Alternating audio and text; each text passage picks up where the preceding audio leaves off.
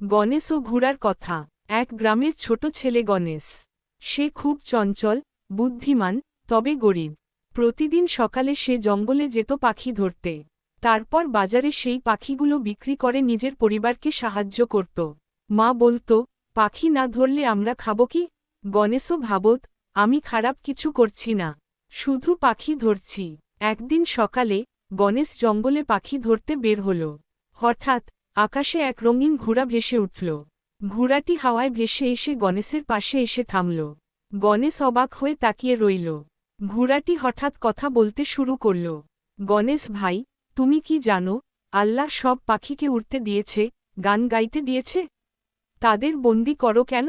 গণেশ চমকে উঠল, তুমি কথা বলো? ঘোড়া তো কথা বলে না। ঘোড়া হেসে বলল, আমি স্বপ্নের ঘোড়া, শিশুরা যখন কষ্ট পায় বা অন্যায় দেখে, তখন আমি কথা বলি। তুমি কি জানো, প্রতিটি পাখিরও পরিবার আছে? তারা কাঁদে যখন তাদের কেউ ধরা পড়ে।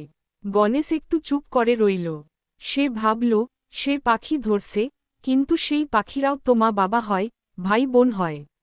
ঘোড়া আবার বলল, আল্লাহ তোমাকে শক্তি দিয়েছেন, বুদ্ধি দিয়েছেন। তুমি যদি পাখি না ধরো, তবে আল্লাহ তোমার জন্য অন্য রিজিকের পথ খুলে দেবেন। তুমি শুধু চেষ্টা করো, অন্যায় করো না। গণেশের চোখ ভিজে গেল। সে সেই দিন আর কোনো পাখি ধরল না। বাড়ি ফিরে গিয়ে মাকে সব বলল। মা একটু চিন্তা করলেন, তারপর বললেন, তুই ঠিক বলেছিস। চল, আমরা গ্রামের মেলায় খেলনা বিক্রি করব, তোর আঁকা ছবি বিক্রি করব। তোকে আমি সব শিখিয়ে দেব। সেই থেকে গণেশ আর পাখি ধরত না। সে ছবি আঁকত, খেলনা বানাত, আর তার ঘোড়ার কথাগুলো মনে রাখত।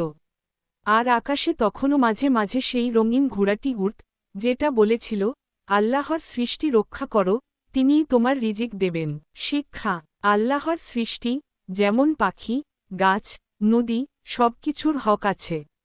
তাদের কষ্ট দিলে আল্লাহও খুশি হন না। মেহেরবানি করলে আল্লাহ ভালো পথ খুলে দেন।